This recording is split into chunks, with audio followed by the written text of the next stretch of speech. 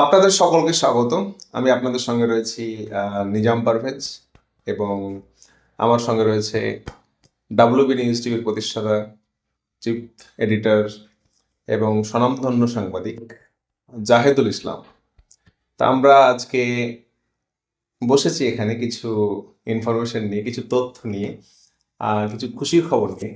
আপনারা জানেন যে আমি এনবিটিভি নামে একটি প্রতিষ্ঠানের সঙ্গে যুক্ত এবং সেটি চলছে। সেই সঙ্গে সঙ্গে জাহেদুল ভাই, আমি এবং আমাদের একটা উদ্দেশ্য ছিল, একটা বড় উদ্দেশ্য, এবং যেটা আমরা এতদিন সফল করতে পারিনি। সেই জায়গাটা সেই জায়গাটাতে এসে আমরা নতুন কিছু করার চিন্তা ভাবনা, নতুনভাবে, এবং বাংলা মিডিয়া জগতে যদি কিছু করা সম্ভব, সেই জায়গাটাতে এসে আমরা একসঙ্গে কিছু করার সিদ্ধান্ত নিয়েছি। এবং আজকে এই ভিডিওর মাধ্যমে আমরা আপনাদের জানাতে চাইছি যে আমরা বাংলা কাল নামে একটি প্রতিষ্ঠান শুরু করছি আজকে। বাংলা কাল, কাল মানে সময়, কাল মানে ফিউচার, কাল মানে অতীত, সব কিছু মিলিয়ে যে বাংলা কাল হয়, সেই বাংলা কাল। এবং আমরা বাংলা ভাষাতেই রয়েছি, বাংলা ভাষাতেই কাজ করি, বাংলা আমাদের মাতৃভাষা, আমরা বাংলা ভাষাতেই কথা বলি, বাংলা ভাষাতেই ভালোবাসার প্রকাশ করি, এবং বাংলা ভাষায় আমাদের সব কিছু। সেই জন্যই যে মাতৃভাষার টান, আমাদের পশ্চিমবঙ্গ, আমাদের বাংলা, সব কিছু মিলিয়ে আমাদের চ্যানেলের নাম হয়েছে বাংলা কাল। তো জাহেদুল ভাই, স্বাগত। ওয়েলকাম আপনাদের সকলকে বাংলাকাল ফেসবুক পেজে স্বাগত জানিয়ে কিছু কয়েকটা গুরুত্বপূর্ণ কথা বলবো আপনাদের। আমরা জানি যে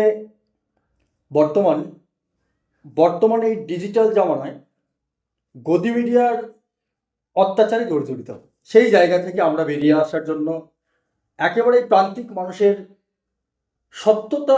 সত্য যে বিষয়, অর্থাৎ সততার সহিত আমরা খবর সম্প্রচার করার জন্য আপনাদের সামনে আমরা নতুন করে আবারও পথ চলা শুরু করতে চলেছি। সব থেকে আপনারা জানেন যে কলকাতার বুকে যদি ডিজিটাল মিডিয়াতে কেউ রাজ করেছেন এবং সত্যের প্রতীক হিসাবে, তাহলে সেটা হলো নিজাম পারভেজ দাদা।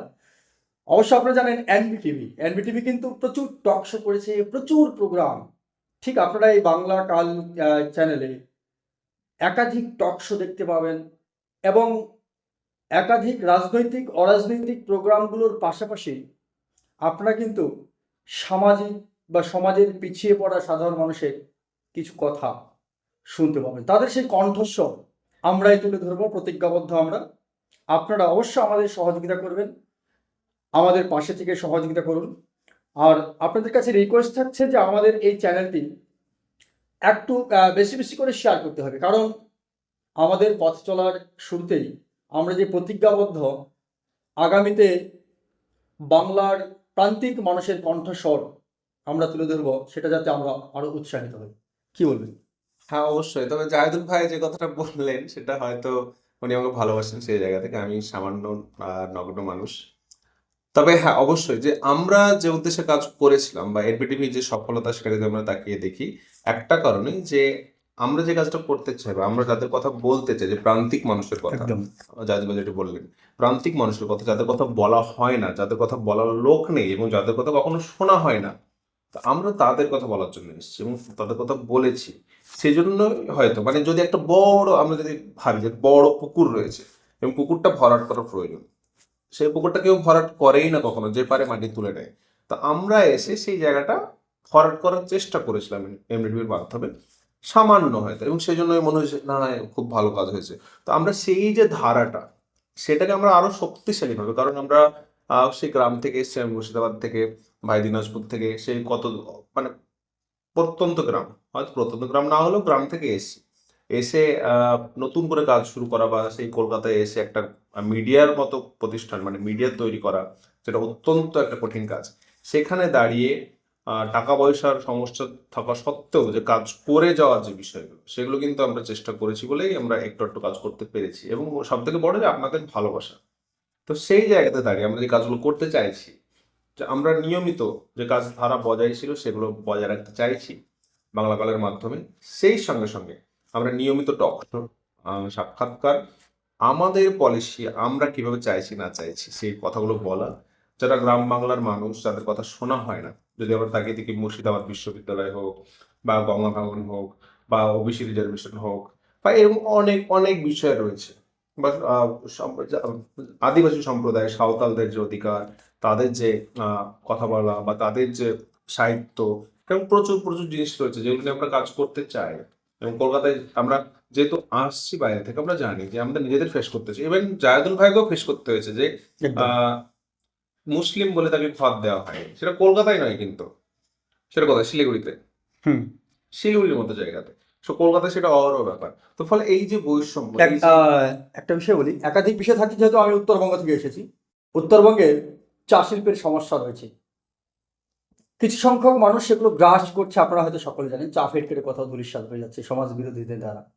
সেটা আমি দেখেছি আমার চ্যানেলে, আমি যখন খবর সম্প্রচার করছিলাম সেই সময় দেখেছিলাম। ঠিক সেই বিষয়গুলো কিন্তু থাকছে আমাদের এই চ্যানেল। অর্থাৎ শুধু কলকাতা নয়, একেবারে যেমন কলকাতা শহরে আমরা চ্যানেলটা, আমাদের অফিস, এখান থেকে কিন্তু একেবারে প্রান্তিক এলাকার মানুষের সেই কণ্ঠস্বর, তারা কি চাইছেন, সত্যি কি তারা সুখে আছেন, সত্যি কি তাদের কথা কেউ ভাবছেন? যেই মানুষটি টোটো চালাচ্ছেন বা যেই মানুষটা দিনমজুর করে খাচ্ছেন, 200 টাকা রোজগার করে, সেই টাকাটা হয়তো বিকেলবেলা বাজার এসে তার ব্যাগ ভর্তিও হয় না, যত সামান্য কিছু নিয়ে তাকে বাড়ি ফিরতে হচ্ছে, নিরাশ হয়ে ফিরছেন। এই যে হুড় করে নিত্য প্রয়োজনীয় জিনিসের মূল্য বৃদ্ধি, এই বিষয়গুলো তো আমাদের থাকছে নাকি? সবকিছু। অবশ্যই অবশ্যই আমরা সবকিছু, আমরা এ টু জেড সবকিছু তুলবো। আমরা মানুষের কথা বলতে এসেছি, আমরা মানুষের সমস্যার কথা বলতে এসেছি। আমরা সবকিছু বলবো। সামনে আগামী মাস থেকে রমজান শুরু হচ্ছে। রমজান মাসে আমরা যেটা বলছিলাম যে একটা কালচারাল যে গ্যাপ রয়েছে, সেটা ব্রিজ তৈরি করা। যে বিভিন্ন সম্প্রদায়ের মধ্যে আমরা তাকিয়ে দেখি বেলডাঙ্গা বা মুর্শিদাবাদ বা কিছু ঘটনা যেগুলো আমাদের বাংলাকে অশান্ত করার চেষ্টা হচ্ছে, সেই অশান্ত যেন না হয় সেই প্রচেষ্টা করা। এবং যে দুই সম্প্রদায়ের মধ্যে বা বিভিন্ন সম্প্রদায়ের মাঝে যে আমরা জানি না বিভিন্ন সম্প্রদায়কে, তাদের মধ্যে একটা ব্রিজ তৈরি করা। আমাদের কালচার যে এক্সচেঞ্জ, সংস্কৃতি এক্সচেঞ্জের যে ঘটনা, সেগুলোকে আমরা করতে চাইছি আমাদের প্ল্যাটফর্মের মাধ্যমে।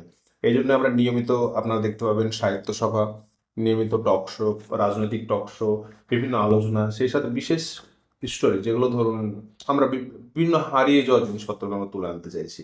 যেমন যদি আমরা তাকিয়ে দেখি, গত 4-5 বছর আগে আমরা একটা ফুটি মসজিদ বলে, যেটা লালবাগে রয়েছে, সেটা নিয়ে একটা খবর করেছিলাম ছোট্ট করে। তো সেটা কোথাও না কোথাও আছে, সেটা নিয়ে আজকে সংস্কারের কথা ভাবছে সরকার। তো এই যে কত 300, 400, 500 বছরের পুরনো একটা স্থাপনা, যেটা যে নষ্ট হয়ে যাচ্ছিল। তো এরকম বিভিন্ন বিষয় রয়েছে যেগুলো নিয়ে আমরা কাজ করতে চাই, যেগুলো আমরা কাজ করেছি, কাজ করব। সেই সাথে হারিয়ে যাওয়া জিনিস, সেগুলো নিয়ে আমরা কাজ করব। সেই সাথে সাথে মানুষের কথা, আমরা যেটা একদম বলতে চাই, যে মানুষের ন্যায় বিচারের সঙ্গে, মানুষের হকের সাথে, মানুষের ন্যায়ের সাথে আমরা সবসময় থাকতে চাই। একদম। এর পাশাপাশি আরেকটা বিষয় আপনাদের জানি রাখি, যেহেতু আমাদের চ্যানেলের নাম হচ্ছে বাংলা কাল, কাল শব্দের অর্থ কিন্তু আমরা সকলে জানি। যেমন কাল তিনটে, বর্তমান, অতীত, ভবিষ্যৎ। ঠিক সাধারণ মানুষের দৈনন্দিন জীবনে প্রত্যেকটাকে তাদের মনে রাখা উচিত। আপনাদের যেমন মনে রাখা উচিত, সেটা হয়তো আপনারা অতীতে কেমন ছিলেন বা বর্তমানে কেমন আছেন, আগামীতে কেমন থাকবেন, সেটা কিন্তু আপনাদের নিজে বিচার করতে হবে।